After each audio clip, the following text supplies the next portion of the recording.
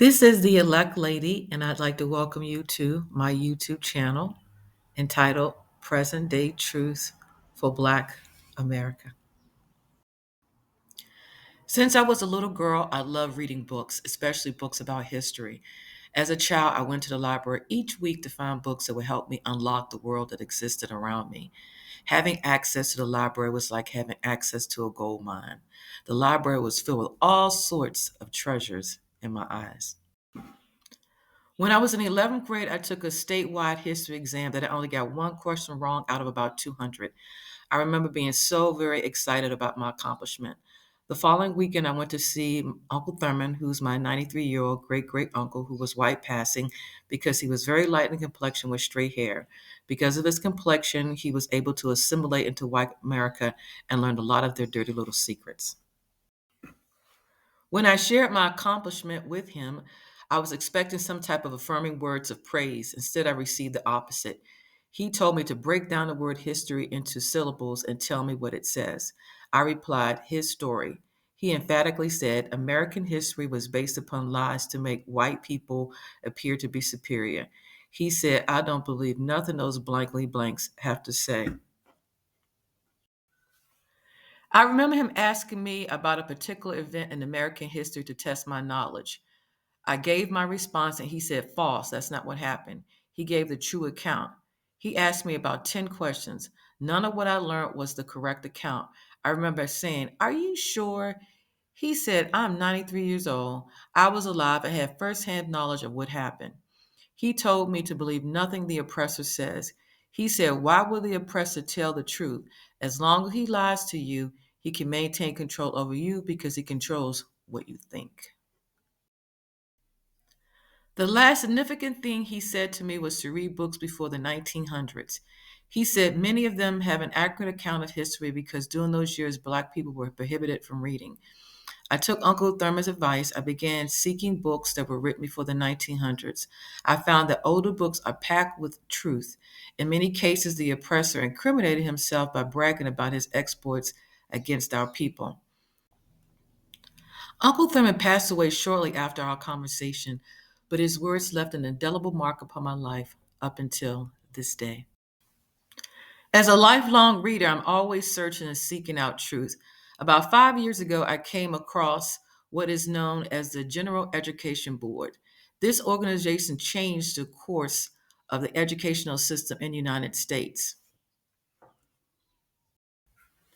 The General Education Board, a private organization, was devoted to the cause of improving education throughout the United States. Its efforts included several initiatives focusing on public education in the South and the improvement of medical education. According to Wikipedia, the board was created in 1902 after John D. Rockefeller donated an initial $1 million, which is equivalent to $36,342,300 in 2024, to its cause. The Rockefeller family would eventually give over $180 million to fund the General Education Board. The General Education Board was incorporated by an act of Congress that took place on January 12, 1903. The main objective being the promotion of education within the United States of America without distinction of race, sex, or creed. This all sounds wonderful until you read the philosophy of the General Education Board. It wasn't as philanthropic as it appears. Next, let's hear their own words what the real agenda was for the American people and the educational system. Our philosophy. In our dream, we have limitless resources, and the people yield themselves with perfect docility to our molding hand. The present educational conventions fade from their minds, and, unhampered by tradition, we work our own goodwill upon a grateful and responsive rural folk. We shall not try to make these people or any of their children into philosophers or men of learning or men of science. We have not to raise up from among them authors, editors, poets, or men of letters.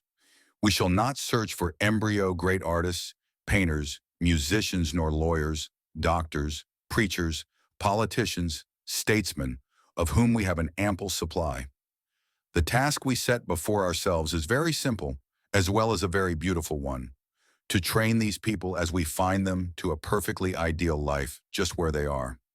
So we will organize our children into a little community and teach them to do in a perfect way the things their fathers and mothers are doing in an imperfect way, in the homes, in the shops, and on the farm.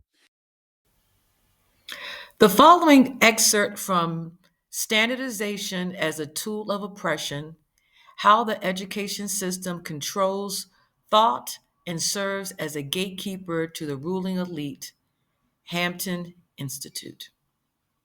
The educational system controls the way people think by promoting a particular ideology and excluding competing perspectives. It legitimizes the ruling elite's power and authority through the myth of meritocracy, which separates individuals into superior and inferior groups. This system trains individuals to obey and defer to authority, rather than teaching critical thinking skills. It's no surprise that at the beginning of the 20th century, John D. Rockefeller, who is the patriarch of one of the wealthiest, most powerful, and influential families in American history, had his hand in shaping the current educational system. The plight of Black America and its educational system was addressed by one of the most notable scholars in the early 20th century. In 1933, the Black historian and scholar Carter G. Woodson published the most powerful book that still speaks to us today, The Miseducation of the Negro. Woodson was an intellectual who fought to have history of Black people told. At the time of his book, Woodson understood that Black people were being miseducated, inoculated with egregious ideas about Black inferiority, and indoctrinated to believe that they were historyless. He understood that a key part of white supremacy involves the attempt to control the very thoughts of Black people and thereby their actions, arguing that this domination strategy is aimed at producing a situation in which white people do not have to tell Black people not to stand here or go yonder. They will find their proper place and will stay in it. We'll delve more into the miseducation of the Negro on the next video. With that in mind, Black America, it's time to wake up. We need to have a real conversation about what's going on in the United States and globally. Things are constantly changing around us. We can see the powers that should not be are pushing for a new norm or a new world order. This channel was created to introduce Black Americans to present day truth so we as a people won't be left in the dark about what's really happening. This knowledge could be the difference between life and death. See you on the inside. Don't forget to like, share, and subscribe to my channel. This is the Elect Lady signing off for now. Thank you.